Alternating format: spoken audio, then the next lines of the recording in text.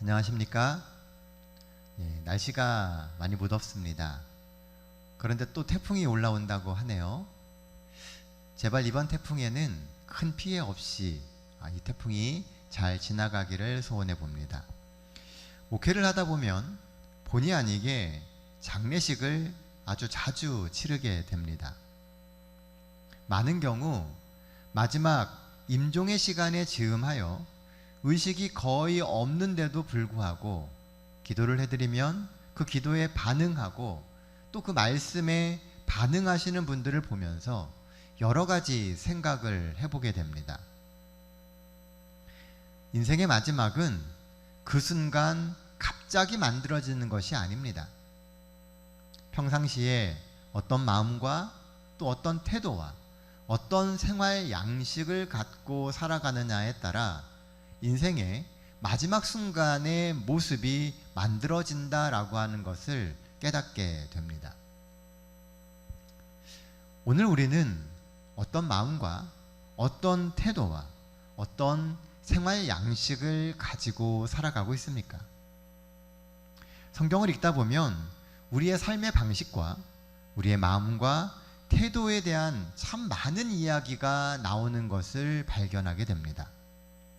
어쩌면 성경이 말하는 가장 기본적이면서도 가장 많은 이야기가 우리의 삶의 태도와 생활 양식에 대한 이야기일 수 있습니다. 하나님은 오늘 우리가 어떻게 사는지에 관심이 많으십니다. 무엇을 마음에 품고 또 어떤 태도와 어떤 생활 양식으로 사는지에 대해서 하나님은 너무나 많은 관심을 가지고 계십니다. 온전히 하나님을 삶에 모시는 그런 성도가 되기를 원하십니까? 그렇다면 말씀을 통해서 우리가 어떠한 삶을 살아야 할지 생각해 보시고 주시는 그 말씀을 삶에 적용하시는 우리 수원 새하늘교회 모든 성도들 되시기를 간절히 바랍니다. 다 함께 성경 말씀 출애굽기 23장 1절로 3절의 말씀을 찾도록 하겠습니다. 오늘 함께 나눌 말씀은 세상과 구분되는 성도라고 하는 제목의 말씀입니다. 다 함께 성경 말씀 출애굽기 23장 1절로 3절에 있는 말씀 보겠습니다. 1절입니다. 너는 거짓된 풍설을 퍼뜨리지 말며 악인과 연합하여 위증하는 증인이 되지 말며 다수를 따라 악을 행하지 말며 송사의 다수를 따라 부당한 증언을 하지 말며 가난한 자의 송사라고 해서 편벽되이 두둔하지 말지니라. 감사합니다. 오늘 본문의 이야기는 우리가 앞에 다뤘었던 출애굽기의 이야기와는 조금 분위기가 다릅니다. 왜냐하면 이 땅에서 어떻게 살아야 될지에 대해서 하나님이 말씀해 주시는 부분이기 때문에 그렇습니다. 오늘 본문이 제시하는 세상과 구분되는 성도의 삶, 그 첫 번째 모습은 풍설에 휘둘리지 말라입니다. 1절 말씀입니다. 너는 거짓된 풍설을 퍼뜨리지 말며 악인과 연합하여 위증하는 증인이 되지 말며. 요즘은 미디어의 발달로 수많은 소문과 소식들이 쉽게 우리의 귀와 우리의 눈에 전달됩니다. 그러다 보니 알게 모르게 우리는 많은 잘못된 소문과 유언비어의 중심에 서게 되어 있습니다. 보는 것이 많으면 많을수록 또 아는 게 많아지면 많아질수록 또한 우리의 영향력이 점점 커지면 커질수록 우리는 말과 소문에 정말 조심해야 합니다. 오늘 본문에 1절에 나오는 이 풍설이라고 하는 단어는 근거 없는 소문 또는 유언비어를 뜻합니다. 오늘 본문은 성도가 이런 풍설에 가담되지 않도록 주의해야 한다라고 이야기합니다. 사람들이 다 그렇다고 말한다고 우리도 그 말에 말을 보태서는 안 된다는 뜻이죠. 특히 유언비어는 남을 비방하면서 공동체의 기본 신뢰를 훼손하는 매우 중대한 범죄가 될 수 있습니다. 사단이 하나님의 공동체인 교회를 핍박하고 파괴하며 성도를 통한 거룩한 비전의 성취를 막으려고 쓰는 가장 큰 전략 중에 하나가 바로 유언비어를 퍼뜨리는 것입니다. 그래서 그 유언비어를 통하여 공동체가 깨어지게 만들고 성도들의 관계가 깨어지게 만들고 더 나아가서 서로 상처 입게 만드는 것이 사단의 목적이죠. 그러므로 우리는 유언비어에 매우 주의해야만 합니다. 1983년 영국의 이스트본에서 13살 된 소년이 자살을 하는 사건이 발생되게 되었습니다. 소년의 이름은 토머스 크레이븐이었는데 이 소년이 죽은 이유가 세상에 밝혀지게 되면서 영국 사회가 한번 발칵 뒤집히게 되었습니다. 크레이븐은 모든 면에서 아주 모범적인 학생이었습니다. 그의 생활을 보면 어떤 면에서도 그가 그런 선택을 할 이유가 없었다는 것이죠. 그런데 유품을 정리하다가 발견된 그의 일기에 아주 충격적인 이유가 적혀져 있었습니다. 일기의 내용은 이러했습니다. 우리 가정은 악마의 저주를 받아서 가족들이 일찍 죽을 거라는 소문을 들었다.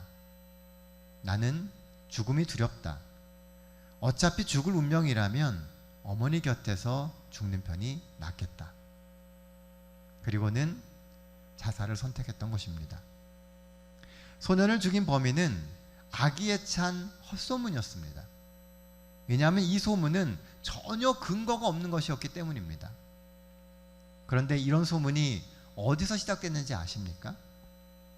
평소에 이 가정을 못마땅하게 생각하던 한 노인이 그저 여기저기 퍼뜨린 그 유언비어가 그 시작이었습니다. 사람들은 이 노인이 이야기하는 그 카더라 통신에 아무 생각 없이 가담하기 시작했고, 소문은 소문을 더하고 말은 말을 더해서 결국 그 모든 풍문들이 크레이븐의 귀까지 들어갔던 것입니다. 그리고 그 근거 없던 소문은 13살 어린 소년의 목숨을 가져갔습니다. 살인은 한 사람을 죽입니다. 그러나 험담은 최소 3사람 이상을 죽이게 됩니다. 먼저 험담을 퍼뜨리는 자신이 죽고, 그 다음에 험담의 주인공을 죽이게 됩니다. 더 나아가서 그 험담을 듣는 모든 사람들에게 피해를 끼칩니다. 물고기는 항상 입으로 낚인다라고 하는 것을 잊지 마시기 바랍니다. 결국 우리를 시험에 들게 하고 우리를 망가뜨리는 것은 모두 우리의 입에서부터 시작되게 된다는 겁니다. 성경 잠언 15장 28절은 이렇게 기록하고 있습니다. 의인의 마음은 대답할 말을 깊이 생각하여도 악인의 입은 악을 쏟느니라. 의인은 대답할 말을 깊이 생각합니다. 그래서 말의 실수가 적어요. 반면에 악인은 악을 쏟아놓는 말을 한다는 겁니다. 우리의 입술이 이런 유언비어의 통로가 되지 않도록 말과 생각을 잘 구분하시는 우리 성도들이 되시기를 간절히 바랍니다. 그렇다면 살면서 우리가 이런 유언비어의 대상이 되고 모함을 들으면 어떻게 해야 할까요? 상상만 해도 매우 난감하고 괴로운 순간입니다. 그러므로 이러한 때 우리가 할 수 있는 것은 바로 기도입니다. 모함을 들으면서 처음에는 크게 힘이 빠지고 화가 날 겁니다. 이럴 때가 사실은 제일 위험할 때예요. 이러한 때 우리가 화를 내고 또 힘을 잃어버리기 대신에 하나님께 나아가서 기도하며 하나님의 능력을 구하는 게 중요합니다. 그럴 때일수록 기도하며 정신을 차리고 그 유언비어의 본질을 파악해야 합니다. 유언비어는 영혼의 힘을 빼서 성도들이 연합하지 못하게 만들며 하나님이 오늘 나에게 주신 또 이 교회에 주신 비전을 이루지 못하게 하려는 사단의 작전이라는 것을 생각하며 그 유언비어에 휘둘리지 않도록 해야 하는 것입니다. 요새는 그런 풍설이 너무 많아서요. 인터넷 등을 통해서 잘못된 교회에서 일어나는 온갖 풍설들이 들려집니다. 그러다 보면 그 모든 이야기들이 마치 전체의 이야기인 것처럼 생각되게 된다는 것이죠. 그런데요, 그런 것들이 우리 신앙에 도움이 됩니까? 그런 것을 들으면 들을수록 우리의 마음은 흔들리게 되고 우리의 신앙은 망가지게 됩니다. 차라리 몰랐으면 더 좋았을 이야기들이 들려올 때 우리는 쉽게 시험에 들 수 있습니다. 특히 목사나 성도에 관련된 풍설에 휘둘려서 소수의 사례로 전체를 규정하면 우리의 믿음의 뿌리가 결코 견고해질 수가 없기 때문에 그렇습니다. 그러므로 그러한 이야기들이 들릴 때마다 우리는 더 기도해야 합니다. 하나님, 제게 힘을 주셔서 끝까지 하나님이 주시는 거룩한 소망을 잃지 않게 하시고 끝까지 진리로 연합하는 성도가 되게 하소서. 우리는 풍설의 근원이 되어서는 안 됩니다. 우리는 좋은 소문의 근원이 되어야 합니다.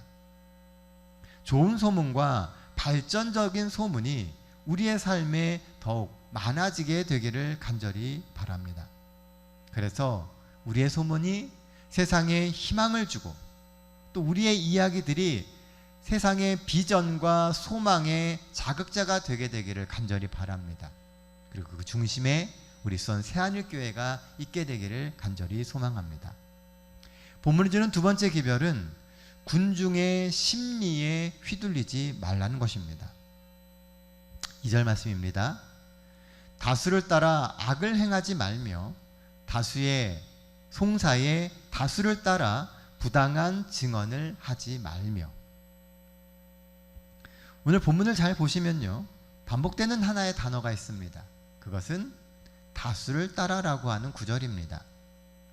다수를 따라라고 하는 말은 어쩌면 이 사회가 갖고 있는 선입견과 시대적인 판단을 의미할 수 있습니다. 지금 이 시대의 사람들이 생각하고 있는 그 판단과 선입견이 다수를 따라라고 하는 말 가운데 포함될 수 있다는 의미입니다. 오늘 본문에 보면 광야에 사는 이스라엘 백성들이 갖는 선입견과 시대적인 판단이 있습니다. 그것은 무엇일까요? 아마 광야라는 환경이 주는 불안감과 또 여전히 멀어 보이는 하나님의 존재에 대한 반감 같은 게 아닐까 생각됩니다. 광야는 늘 전에 살던 애굽과 비교의 대상입니다. 가만히 앉아서 누리던 삶에서 미지를 세계를 향한 끝없는 도전의 삶으로의 변화는 인간의 마음을 요동치게 했습니다. 애굽에서는 모든 것이 눈에 보이는 것이었어요. 그런데 광야에서의 삶, 가나안을 향해 가는 삶은 눈에 보이기보다는 그들의 머릿속에 넣어주시는 하나님의 비전에 기인한 것들이었습니다. 아마 출애굽 후에 금방 가나안에 들어갔다면 어쩌면 하나님을 향한 여론은 칭송 그 자체였을 수 있습니다. 그러나 광야의 생활이 길어지자 백성들 사이에서 하나님에 대한 반감과 또한 매일 반복되는 그 지루한 일상을 벗어나고픈 충동 등이 군중 심리로 작용했습니다.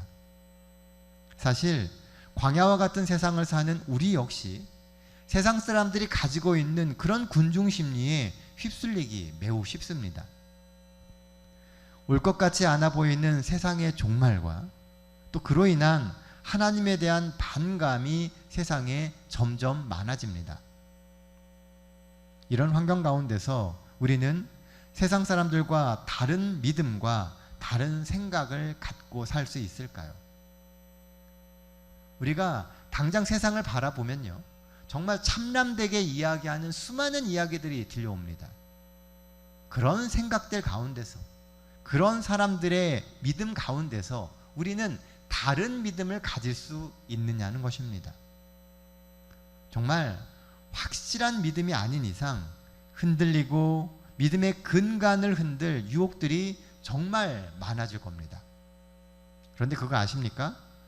그 군중 심리는 사실 소수의 몇몇 사람들에 의해서 주도된다는 것입니다. 광야에 살고 있던 이스라엘 백성들이 출애굽을 했을 때도 백성들의 여론을 주도하는 몇몇 사람들이 있었습니다.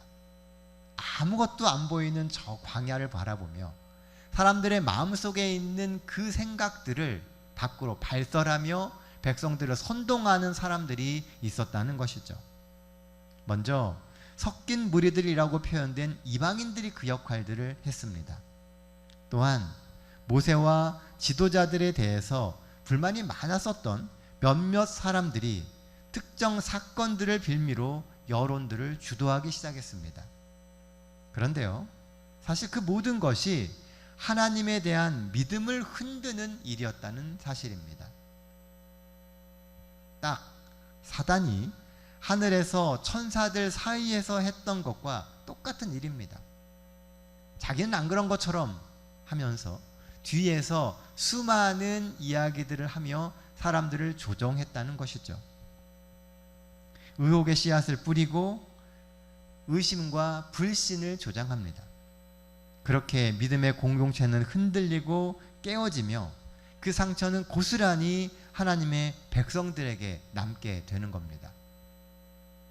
어쩌면 이 군중 심리가 우리가 앞에 다뤘었던 온갖 풍들의 근원이 될 수 있습니다. 그러므로 올바른 영적 판단력을 갖는 것이 매우 중요합니다. 우리가 올바른 영적 판단력을 갖게 되면요, 수많은 풍설과 군중 심리에 휩쓸리지 않을 수 있는 힘을 갖게 되는 것입니다. 그래서 오늘 본문의 말씀은 그런 군중 심리에 휩쓸리지 않도록 조심하라고 이야기합니다. 결국 조심하라는 이야기는 하나님께 물어보며 하나님의 음성에 더 귀 기울이라고 하는 이야기와 일맥상통하게 되는 것입니다. 예전에 EBS 교육방송에서요, 한 실험을 한 것을 본 적이 있습니다. 강남역 사거리에서 횡단보도를 건너던 한 사람이 횡단보도 중간에 딱 서가지고 손가락으로 하늘을 이렇게 가르치면서 서 있게 했습니다. 하지만 어느 누구도 그 사람의 행동에 주의를 기울이지 않았고요, 무시하며 다 갈 길을 가버렸습니다. 그러자 잠시 후 다시 파란불이 켜진 후에 이번에는 3명의 사람이 동시에 아무 말 없이 손가락으로 하늘을 가리켰습니다. 그러자 지나가던 사람들이 발걸음을 멈추기 시작을 했고요, 3명이 가리키고 있는 그 지점을 바라보게 되었습니다. 물론 거기에는 아무것도 없었습니다. 그러나 사람들은 그 3사람이 가리키는 그 지점을 다 바라보더라는 것입니다. 또 다른 실험은 교실에서 진행된 실험이었습니다. 크기가 비슷한 두 판에 하나는 검정색 칠을 하고 또 다른 하나에는 회색 칠을 했습니다. 그 교실에는 약 50명 정도의 학생들이 있었는데요, 선생님은 그들 중 40명의 학생들하고 미리 짰습니다. 약속은 이러했습니다. 선생님이 어느 판이 검은색입니까? 라고 물으면 그 40여 명의 학생들 모두가 회색판을 가리키면서 검은색입니다 라고 말하게 했다는 것입니다. 그리고 그때 나머지 10명의 학생들이 어떠한 반응을 나타내는가를 보기 위한 실험이었습니다. 이 실험은 10번에 걸쳐서 실시했습니다. 처음에는 10명 모두가 진짜 검은색 판을 가리켰습니다. 그런데 실험이 계속 반복되게 되자 마지막 10번째에 가서는 단 한 명의 학생을 제외하고는 나머지 9명의 학생들도 모두 회색을 검은색이라고 가리켰다고 합니다. 왜 이런 일이 발생되게 됐을까요? 다들 그렇다고 이야기를 하니까요. 어느 순간부터는 자신의 생각이 옳지 않을 수 있다라고 하는 생각을 했기 때문입니다. 혹시 내가 잘못 생각하고 있는 것은 아닐까? 사람들이 다 그렇게 이야기하는데 그들의 말이 옳은 것이 아닐까? 대부분의 사람들은요, 그냥 사람들의 의견에 묻어가기를 좋아합니다. 그냥 싸움을 피하고 다수의 의견에 조용히 묻혀가기를 원하는 것입니다. 그러면서 생각을 하려고 하지 않아요. 선악을 분별하려고 하지도 않고 깊이 관여하려고 하지도 않으며 논란의 중심에 서려고 하지도 않습니다. 오늘 본문에 보면 이스라엘 백성들은 이제 애굽을 빠져나와서 새로운 시대를 시작했습니다. 이 나라의 주체는 하나님의 뜻에 순종하는 이스라엘 백성 전체입니다. 이제는요, 종이 아니에요. 그러니 내 생각을 갖고 주체적으로 살아갔어야 합니다. 하나님의 음성을 들으며 그 음성을 내 삶에 적용하며 스스로 생각하고 판단하며 자유인처럼 살았어야 합니다. 그러나 이스라엘 백성들은 그렇게 하지 못했다는 겁니다. 아주 오랜 시간 동안 애굽에서 노예로 살았던 그들의 경험은 스스로 생각하고 판단하며 옳은 길을 선택하는 것이 익숙하지 않았다는 거예요. 다수가 말하는 대로 또 그들이 끌고 가는 대로 그저 순종하며 쫓아가는 것은 쉬웠지만 스스로 어떤 이야기들을 만들어내고 올바름을 판단하고 그 길을 선택하는 것이 출애굽을 한 이스라엘 백성들에게 결코 쉬운 일이 아니었다는 것입니다. 그게 결국 가나안에 입성하는 시간을 계속 지연시키게 만들었고, 그런 불행한 광야 생활의 끝에 결국은 가나안에 못 들어가게 만들어지는 그런 결과가 나오게 된 것입니다. 하나님은 말씀하시기를 다수를 따라 악을 행하지 말아야 한다라고 이야기합니다. 이 말을 곰곰이 생각해 보면 다수라는 이름으로 악을 행할 가능성이 많다는 의미입니다. 다 그렇게 하니까, 요즘은 다 이렇게 하고 살아요 라고 이야기하면서 그저 악을 행하는 것을 너무나 자연스러운 것처럼 표현하고 생각하는 시대가 오고 있다는 것입니다. 그러므로 힘 닿는 대로 옳고 그름을 깊이 판단하며 무엇이 우리 하나님의 뜻에 합당한가를 늘 고민하는 신앙인이 되어야 합니다. 거룩한 행위의 주체는 대개 집단이 아니고 개인입니다. 집단이 거룩한 경우는 거의 없어요. 대부분 개인의 거룩으로부터 시작된다는 겁니다. 그래서요, 신앙도 결국은 개인의 문제입니다. 늘 신앙의 원칙 위에 굳게 서려고 해야 합니다. 내가 먼저 신앙의 원칙 위에 굳게 서서 믿음의 길을 가게 될 때 내가 속한 집단에게 내가 영향을 끼쳐서 그들 역시도 거룩한 삶을 살게 만들 수 있는 겁니다. 여러분들이 속한 집단이 여러분들을 거룩하게 만들어줄 거라는 그런 착각을 버려야 합니다. 오늘 내가 말씀 앞에 바로 서고 오늘 내가 하나님 앞에서 올바른 결정을 하고 선택을 할 때 결국 그것이 세상을 바꾸는 거룩의 시작점이 될 수 있는 것입니다. 우리 재림교회는 아주 오랜 시간 소수의 삶을 살았습니다. 어쩌면 그런 소수로서의 삶이 재림교회의 숙명일지 모릅니다. 그러나 우리가 소수라고 해서 생각과 결정도 소수가 되어서는 안 됩니다. 비록 숫자는 소수여도 우리의 생각은 올바른 원칙을 지켜내야 합니다. 세상에 성도의 옳음을 보여주고 성도의 진실함을 보여주며 사는 것이 성도된 우리의 삶의 모습이어야 하지 않겠습니까? 이 무더운 여름 수많은 사람들이 피서를 떠나고 또 쉼을 얻기 위해서 이곳저곳을 찾습니다. 그런 과정 속에서 우리가 그들에게 제시해 주어야 할 삶의 모습은 올바른 방향이 무엇인지를 알려주는 것입니다. 숫자는 소수라 해도 생각과 영향력은 다수의 영향력을 가진 우리가 되면 참 좋겠습니다.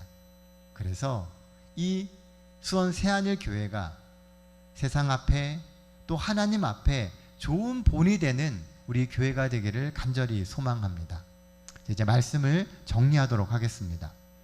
본문이 주는 첫 번째 기별은 풍설에 휘말리지 말라는 겁니다. 살다 보면 자의반 타의반으로 여러 소문과 구설수에 휘말리게 될 때가 있습니다. 그럴 때일수록 정말 중요한 것은요, 입을 닫는 것입니다.